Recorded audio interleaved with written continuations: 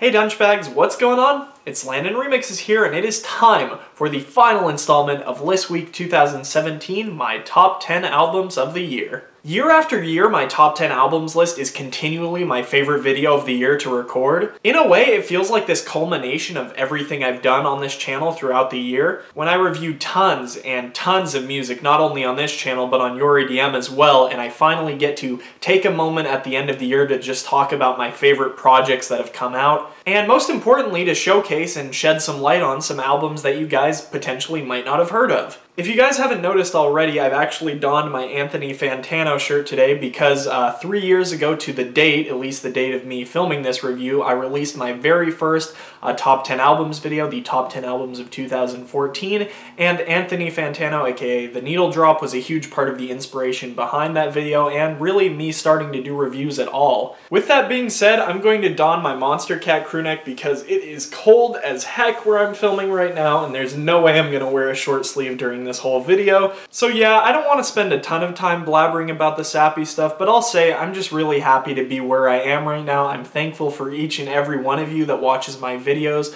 I never could have imagined when I first started doing reviews back in 2014, early 2015, that I would be where I am today, and I'm grateful for it every single day. With that being said, let's dig into my list. Now, as always, I'm going to explain the rules. To be a contender for this list, the album had to be released between December 2016 and November 2017. I also would have had to cover the album in a full review on my channel at some point, although I will have a section toward the end of the video dedicated to the albums that I covered in my Rapid Fire Reviews series, but we'll get to that when we get to that. For now, let's just dig into my number 10.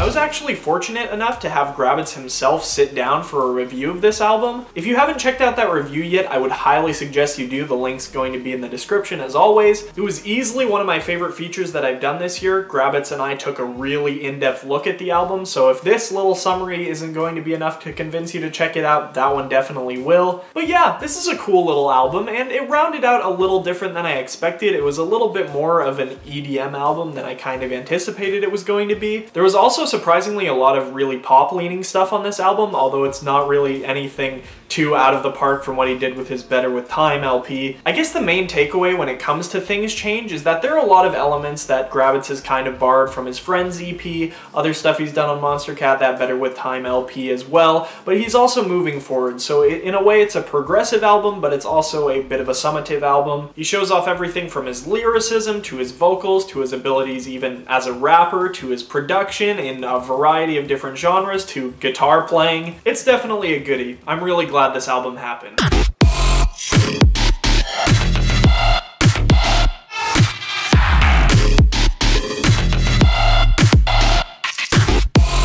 REZZ is an artist that prior to this album I never really considered myself a fan of. In fact, I probably would have called her astronomically overrated. But after this debut album right here, I can see what all the hype is about. REZZ makes a really underground style of music, which I guess the kids are calling new beat right now. I mistakenly referred to it as techno in my review. But it's also distinctly her own sound. I mean, it's really easy to look at something like Freak by Zach Waters and tell that he's trying to sound like her, as are many other producers in the game right now, so obviously she's doing something right. And though this album might feel a little bit more like a collection of singles than it does like a real tie-together debut album, I really think REZZ did the best she could given this style of music. And I mean, the album's title and its theme does make sense given the music that comes with this album. Everything is very hypnotic, except for Livid. I still can't bring myself to enjoy that track in the slightest, but I'm here to praise REZZ. I think some of her best work, and this is especially true with this album, comes in the form of her working with various different collaborators, Kid, Kotek, 13. So moving forward, I'm really excited to see how REZZ's sound kind of adapts and evolves. Fingers crossed for collaborations with Deadmau5 or No Mana, that would be super exciting. But for now, we've got this album, and it's enough to hold me over, I suppose.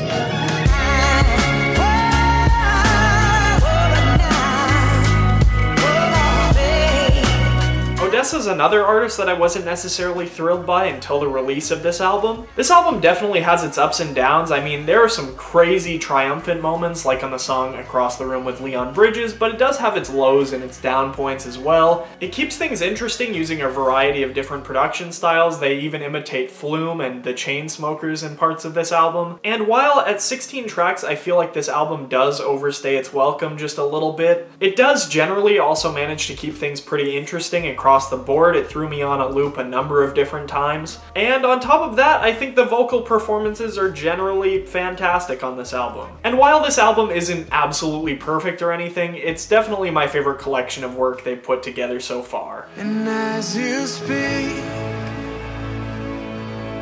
100 billion galaxies are born. I'll tell you, when the title track of this album dropped as the first single, I was really worried for what this album was going to sound like. Following what was, in my opinion, their most experimental yet still very personal album to date, Empires, which also topped my best of 2015 albums list, they gave us Wonder, which to say the least is very poppy. In my review of this album, I even drew some parallels to Taylor Swift, and those parallels were deserved because they're definitely there. But this album also, in a way, uses that sound to push across some really incredible lyricism. The words being sung on this album hit me in the very core of my soul, especially on songs like Splinters and Stones and So Will I. In fact, there really weren't many songs on this album that failed to impact me in some sort of significant way. And while I would have liked to see these lyrics carried over something that was a little less CCM than we ended up getting, I still regardless think this is a really great album, and of course it's a worship album. It's not necessarily going to be for everyone, but it definitely is one of my personal favorites from the year. Dangerous, but I don't care. I'm not going to triumphantly declare that this is the XX's best album because my opinion is still very humble, but I think most other critics would agree with me on this. After a borderline astonishing solo album from the XX's producer Jaymes Smith, it seems that on this album, Romy and Oliver Sim are much less afraid to really give Jayme a front seat in terms of the creative direction that they kind of take as a band with this album. And that's very heavily evidenced by the fact that the very first track you hear going into this album is a house song. There's a lot more sampling on this album than we've really ever seen the XX do before, and in addition to that, the sampling is really creative and well put. But the XX also doesn't let this kind of fun, dancey EDM influence get in the way of the fact that this album contains some of their most deeply personal lyrics that they've done to date. Especially coming from Romy, I really feel like this album over the other two that they've done really contains some of her more personal lyrics. And I don't know, the fact that this album contains that really nice balance between Jaymes Smith's personality as a producer and Romy and Oliver Sim's vocals, which are really personal, just makes this an easy favorite for the year. Why you checking if you're over it? Why you say let go if you still holding it? Just a little bit better at faking it than me, baby. I've gotta say, I'm generally a big fan of artists that are able to kind of craft and pursue a different sound with every passing studio album. Calvin Harris has not traditionally been like this, but after Funk Wave Bounces Volume 1, I think there's a good chance. This album was Calvin Harris's attempt to kind of look retrospectively on the sounds of funk from the 1960s, 70s, and 80s and kind of give a fresh twist to them with a number of different guest features, which I enjoyed a lot, I will admit. Like, even the artists that I didn't really expect much in the way of performance, especially given this style of music, notably the mumble rappers like Migos, Future, Lil Yachty, they all pulled together surprisingly nicely on this album. Next to Mass Manipulation, I'd probably say Funk Wave Bounces is the album on this list that probably most surprised me. And of course this album does have its flaws. I think probably the major one is that it's not really noticeably Calvin Harris in terms of the production or anything like that. We don't even get him singing, even though I'm pretty sure he sang on every previous album before this. But I mean, in the end, it's still really catchy and enjoyable. And while I do miss his EDM stuff a bit, I mean, 18 Months has a special spot in my heart as my favorite album that he's done. It is nice to see him get off the EDM train for a little while to do something really interesting like this album. I mean, come on, who the heck is making funk music in the pop world right now? Good on you, Calvin Harris.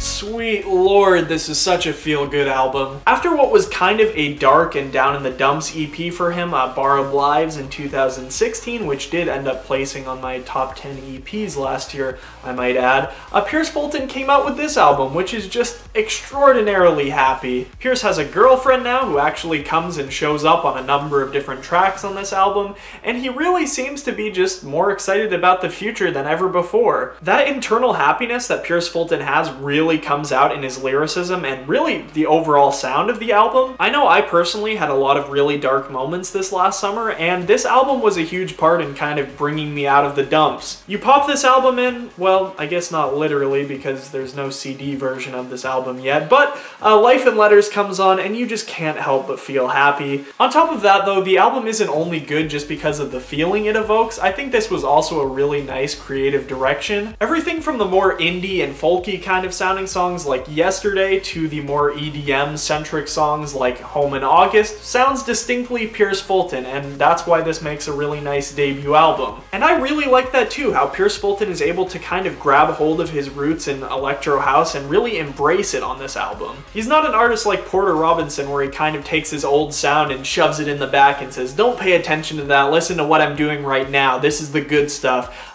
He kind of embraces his past and just moves forward progressively with it, and that's a big reason why I love this album. Just to remind you, sweetheart, that my Oh, Lamar, Hail Mary, your marijuana times is hard. Pray with the hooligan, shadows all in the dark. Kendrick Lamar's last studio album, To Pimp a Butterfly, is up there as like one of my all-time favorite albums, so fittingly this album was going to be a little bit of a disappointment. That doesn't though mean that this album is not fantastic. I even intentionally went to the store and picked up this album a second time because they released a collector's edition where the track list is backwards, which does contain quite a bit of a different flow from the original album. Kendrick, as usual, seems to be having a little bit of an internal war. On this album especially, we see him struggling a lot with his confidence and his faith, and that struggle does kind of come out externally as one of the album's major flaws because in large part I'm not entirely sure Kendrick knew what he was really doing with the theme of this album. At least it's definitely not as clear as it was on Good Kid Mad City or To Pimp a Butterfly. Rather than having this big major theme and concept to this album, it seems to have a lot of minor ones, and for me at least that's a bit hard to keep track of. I mean, how does he go from taking shots at Fox News on the first track to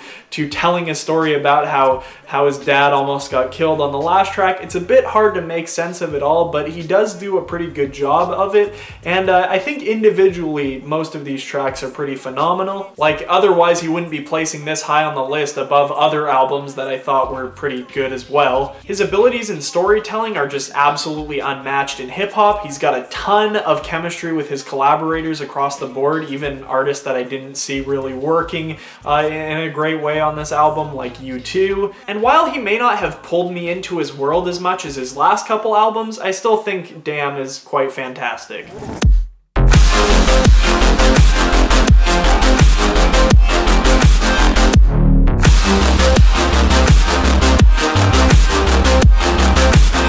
Cannot seriously tell me that this album did not deserve a spot this high on the list. While to my knowledge most people that came across this album, like myself, generally really enjoyed it, there are a group of music producers who did not feel quite the same way. I didn't want to fill a section of this video with a rant because I feel like Alon deserves so much more than that, but I did give him a full review on my channel, which you can check out if you check the link in the description below. First of all, Alon is not a tryhard for making music that sounds this detailed. If that's what he wants to do, that's what he wants to do, and I love the result of it. People were saying this album was way too hyped up. Well, I didn't even hear about it until a few weeks before it released, and even then it was from some very dedicated fans of his. If anything, this was probably the least hyped up album out of the bunch of this top 10. Third of all, I'm not being just a critic by inferring that this album is incredible. I'm just a normal person who pressed play on this album with really no expectation as to what I was going to get, and Alon blew me away. Largely because he has some noticeably great skill in the departments of songwriting, composition, and detail and production. So I will not apologize for defending an album that, in my experience, really took me to another world. There's not really much even that I didn't like about this album. I'd say probably the only reason it's not placing #1 on this list is because I didn't feel like it was enough of a sonic departure from what Alon was doing with his last album, and the storytelling was a little bit hard to follow. But other than that, I think this album is absolutely perfect. Anyway, rant over, it's time for some honorable mentions, and I'd like to dedicate this section firstly to the albums that I reviewed in my rapid fire review series that I thought were really great, but I wasn't able to cover in a full review. They are as follows: Ego by REZZ, Dief by C418, Left Is Right by Troyboi, the self-titled album by the Kite string Tangle, and then Feel Something by Jaymes Young. And I do have a couple more albums I do want to shout out, notably Run the Jewels 3, which I thought was a fantastic hip-hop record, especially with what was going on in 2016, and then they dropped that in December, meaning it was eligible for this list, but I really feel like its message was more relevant to what was going on last year. It would have been a better contender for my top 10 of 2016 rather than 2017. Blueprint by Ferry Corsten, which to me didn't make it by just a hair. I will continue to call it one of my favorite albums of this year. A very unique dialogue-driven trance album that I would definitely suggest you guys check out if you haven't yet. And this album would have surely been in my top 10 if it weren't for the kind of subpar voice acting. And finally, an album that I didn't find out about soon enough to even feature in my latest rapid fire review, Neō Wax Bloom by Iglooghost, which is an absolutely fantastic record, and I probably won't end up covering it at any point, so really it's worth a mention right here. It's a really outside the box kind of wonky future bass album. I'm definitely going to be covering this guy's music more on this channel. So for now, Iglooghost gets the most honorable of honorable mentions. And moving on, I guess it's time to unveil my #1 album of the year, which is...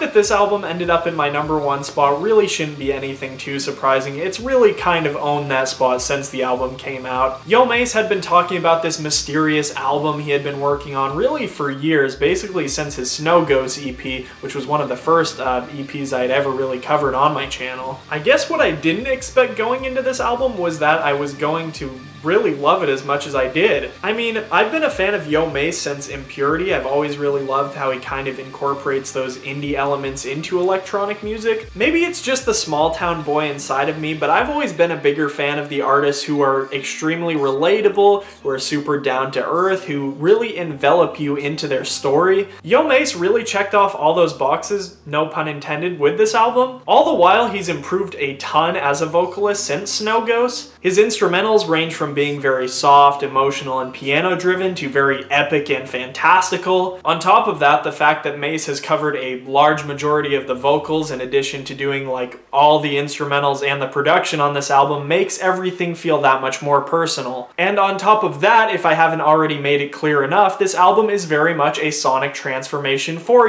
Mase. It's very much a progression from really everything he's done before. And he's made it pretty clear that he's going to continue to be that artist. He's going to take longer breaks in between projects and continue to kind of sonically change his sound. And I don't think this album is absolutely perfect. In fact, I almost expected another album to blow me away more than this one did. But if this is just step 2 or 3 on a 15-rung ladder, I absolutely cannot wait to see where Mase takes us next. And yeah, that's really all I've got to say about that. Mase, Life in Boxes, fantastic album. Not necessarily gonna be for everyone, but in my opinion, this was the best record to come out this year. So I would definitely highly suggest you guys check this one out, as well as the rest of the albums, which in my opinion, obviously, if they're going to end up on this list, I would want you to check them out. Down in the description, I have the Spotify links for all of these albums, including the honorable mentions, if you want to check out any of them for yourself. And if you'd like to, in the comments section, let me know what your favorite album of 2017 was. I'm very curious to see what you guys think. As always, I hope you guys enjoyed this video. Happy 2017, and I'll see you next year. Peace. Wow.